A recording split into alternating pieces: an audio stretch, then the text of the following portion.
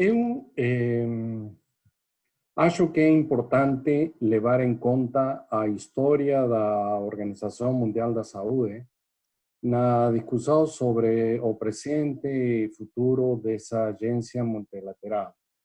Ainda mais hoje, após as decisões desinformadas e oportunistas, como as do presidente norte-americano Donald Trump contra esta agência. E agora gostaria de salientar a participação de brasileiros e do Brasil na história da OMS. A origem desta agência se remonta à fundação da Organização das Nações Unidas em 1945, quando o paulista Geraldo de Paula Souza propôs, junto a um delegado chinês que estava na reunião de São Francisco, onde se criou a Organização das Nações Unidas, a criação de uma agência especializada em saúde internacional. Paula Souza foi o primeiro brasileiro a especializar-se na Johns Hopkins University, que era nessa época o modelo da formação médica e sanitária nos Estados Unidos.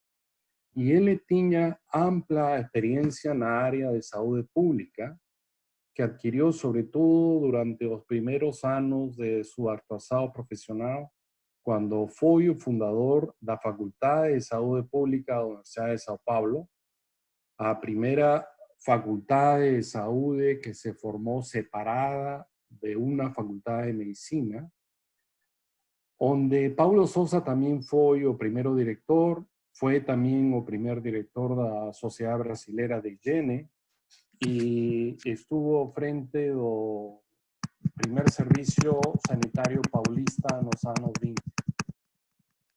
A proposição de se criar uma agência voltada a fomentar cooperação internacional em saúde foi bem recebida, uma vez que muitos políticos à época ansiavam em construir um estado de bem-estar, diferente ao estado de guerra da Segunda Guerra Mundial. Nesse estado de bem-estar, a ideia era que os governos tinham que formar sistemas nacionais de saúde, que a sanidade era uma obrigação governamental e um direito de todos os cidadãos. En su primera asamblea realizada en Ginebra en 1948, posteriormente Ginebra va a ser a sede da OMS, a una asamblea da OMS eligió o psiquiatra canadiense Brock Chisholm como director con mandato de 4 años y aprobó una constitución segundo la cual, abre aspas, a saúde é dos direitos fundamentais de qualquer ser humano, sem distinção de raça, religião, crença política, condição econômica ou social. Ao mesmo tempo, a OMS começou a organizar escritórios regionais nos continentes do mundo. Nas Américas se criou a Organização Pan-Americana de Saúde, sediada em Washington. Comenzó a crear escritorios nacionales y algunos institutos de pesquisa. Uno de los primeros institutos de pesquisa fue creado en 1951 en Río de Janeiro para trabajar en salud veterinaria. Fue un centro conocido como Panastosa, que cooperase en esa actividad económica que en esa época era. O conflicto más agudo da OMS ocorreu no começo dos anos 50, durante o contexto da Guerra Fria. Estaban a Unión Soviética y los Estados Unidos.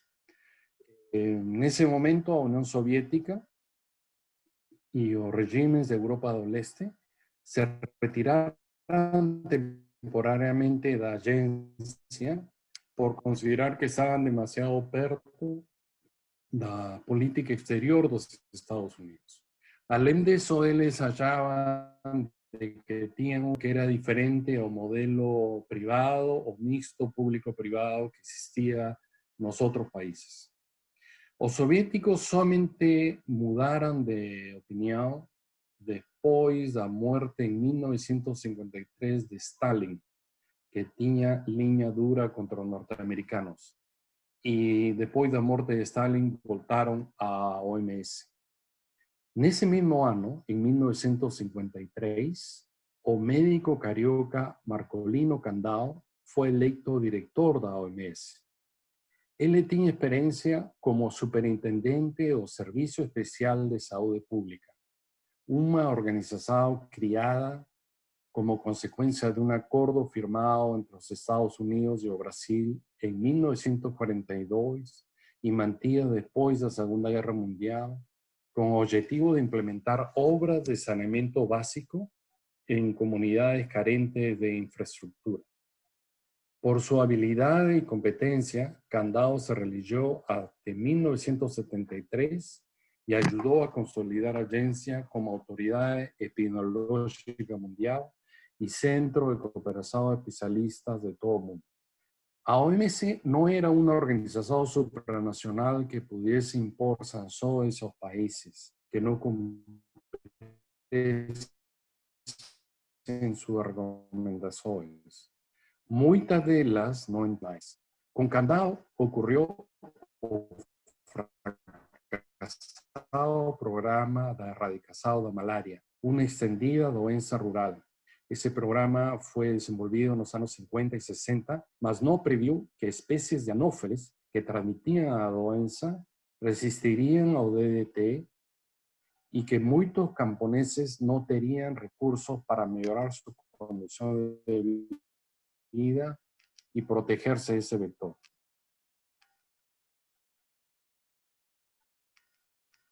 Candau también era el director cuando se inició la campaña de erradicación de variola, que alcanzó su objetivo en 1980, hasta hoy única doença eliminada por la acción humana. O dinamarqués Halfdan Mahler, que trabajaba como subdirector con Candau, se eligió director de la OMS para cumplir mandato entre 1973 y 1988.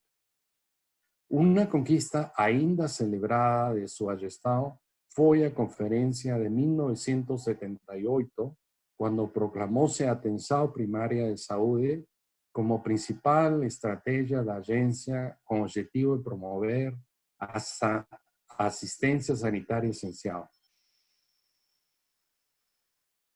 Que teve como lema Saúde para Todos. O lema ainda hoje sigue inspirando sanitaristas en todo el mundo. Nas últimas décadas do século XX, a liderança da OMS debió-se também a sua capacidade de produzir a classificação internacional de doenças, o padrão médico comum, e de promover melhoria de indicadores de saúde como aumento da expectativa de vida. Nos programas de vacinação destacaram-se dois sanitaristas brasileiros. Um deles foi Ciro de Quadros, de Rio Grande do Sul, que condució campañas contra variola en África y posteriormente fue funcionario de la Organización Panamericana de la Salud. La Oficina Regional da OMS. A origem do trabalho de Quadros remonta-se à saúde comunitária em regiões pobres dos estados de Pará e Paraná. Nos anos 1971 e 76, foi um importante chefe do programa de erradicação de variola da OMS na Etiópia e em outros países da África. O segundo brasileiro a destacar-se foi Carlay Guerra de Macedo, que seria electo como diretor da OPAS por dois períodos, 1983 e 1995. Previamente, Macedo foi coordenador do projeto de colonização do Maranhão e dirigiu a Divisão de Saúde da Superintendência de Desenvolvimento do Nordeste, SUDENE, criada pelo governo de Kubitschek. Macedo e Quadros foram peças-chave na modernização do programa de imunizações em toda a América Latina e da eliminação da poliomielite na América Latina e no Caribe. Eles conseguiram acabar com essa doença nas Américas, mas essa doença ainda existe em outros continentes. A partir de 1987, a OMS apresentou una respuesta innovadora a AIDS, gracias al norteamericano Jonathan Mann, que vinculou saúde pública aos direitos humanos. Segundo Mann, as pessoas que vivían com essa doença não deveriam ser isoladas. Posteriormente, o sul-coreano John Wook Lee lançou em 2003, como diretor da OMS, a campanha pela distribuição gratuita de antirretrovirais aos mais pobres, que foi fortemente influenciada pelo programa brasileiro que desde 1996 considerava estes medicamentos como um bem público e não mercadoria. Nesse período, Paulo Roberto Teixeira, que havia chefiado o programa de AIDS de São Paulo e o programa federal de AIDS, foi contratado pela OMS para organizar o Programa Mundial de Acesso aos Antirretrovirais. A partir de então, o programa brasileiro foi reconhecido pela OMS e pela Fundação Gates como exemplo a ser seguido em outros países em desenvolvimento. Entre 1988 e 98, a OMS foi dirigida pelo japonês Hiroshi Nakashima, criticado de não ter carisma, incapaz de gerenciar a agência e até de ser corrupto. As críticas se deram no contexto de governos liberais como de Ronald Reagan, que censuravam as Nações Unidas como um todo, sem oferecer uma alternativa a relações multilaterais. A OMS teve dificuldades em adaptar-se à globalização e manter sua liderança internacional quando apareceram novos protagonistas na saúde, como a Fundação Gates e o Banco Mundial. Embora em nenhum momento os governos neoliberais, como os Estados Unidos, se retiraram da OMS, como se fizeram, por exemplo, com outras agências das Nações Unidas, como a Unesco. Entre 1998 e 2003, a OMS voltou a ganhar credibilidade graças a sua diretora Gro Harlem Brundtland, ex-primeira-ministra da Noruega e líder do movimento ambientalista. Ela forjou o convênio marco para o controle de tabaco, primeiro tratado internacional obrigatório em saúde para reduzir o consumo de uma das causas de várias doenças crônicas. Sua ratificação no Brasil em 2005 envolveu debate no Congresso Nacional e audiências públicas com representantes da indústria do tabaco, dos agricultores, do Sistema Único de Saúde e de partidos. Após Brundtland, o sul-coreano John Wook Lee lançou uma comissão de determinantes sociais de saúde na OMS para reduzir as desigualdades que multiplicavam muitas doenças. Lamentablemente, Lee morreu repentinamente en 2006, siendo sucedido por la doctora de Hong Kong, Margaret Chan, una doctora chinesa más formada en Canadá y en los Estados Unidos. Ella inauguró a Conferencia Mundial sobre Determinantes Sociais da Saúde, realizada no Rio de Janeiro en 2011. O evento aconteció no Rio porque Brasil fue uno de los países que más se había destacado con su Comisión Nacional de Determinantes Sociales. Y también porque sanitaristas y diplomatas del país eran apreciados no debate internacional da gobernança global da saúde. A direção de Chan teve elogios, mas também sofreu duras críticas em relação a sua resposta aos surtos epidêmicos de H1N1 de 2009 e Ébola de 2014. Muitos especialistas consideravam que a resposta da OMS a Ébola, que atacou a África Central, demorou. Para otros, el problema era la falta de recursos para implementar o regulamento sanitario internacional que vigiaba los surtos epidémicos. En 2017, muchos países en desenvolvimiento apoyaron a candidatura a diretoria da OMS do etíope Tedros, o actual director, que ganó una elección en la cual sus concurrentes eran apoyados por los Estados Unidos y países europeos. Depois da eleição, Tedros conseguiu costurar as relações com esses países, com Estados Unidos e Europa, e Nos primeros anos de su gestão, antes da epidemia de coronavírus, no había ningún cuestionamiento o crítica contra él. Como su antecesora, Tedros priorizó a cobertura universal da saúde, que buscaba garantir servicios de saúde preventivos, curativos y de reabilitación gratuitos y de calidad. A pesar das vicissitudes existentes na atual política brasileira, o vínculo dos cientistas e sanitaristas do país com a OMS continuou forte. Actualmente, vários grupos de pesquisa brasileiras são valorados y hacen parte de redes transnacionales que se llaman Centros Colaboradores da OMS. A designación como centro colaborador es resultado de una exigente evaluación internacional. En 2019, 41 de esos centros operaban en América do Sul, dos cuales 24 eran brasileños. 24 centros dos 41 eran brasileños. O segundo país do subcontinente con mayor número de centros es Argentina, que tiene 11. Recientemente, Fiocruz fue nominada para ser un laboratorio de referencia de la OMS para COVID-19 para toda América Latina.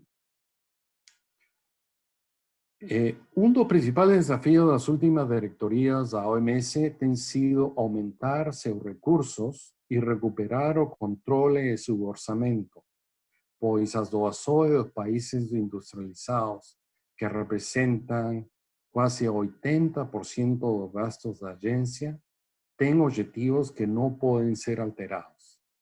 Além disso, a OMS tem que diversificar seu quadro de funcionários, agora a maioria médicos, e incorporar mais cientistas sociais, sanitaristas e outros profissionais.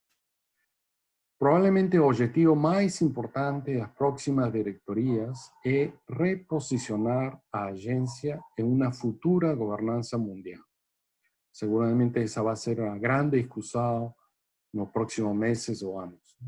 Una gobernanza mundial en salud que no apenas lute para tener más recursos y capacidades supranacionales en responder a los surtos epidémicos, mas que también promova consensos políticos e investimentos en sistemas universales de salud en todos los países.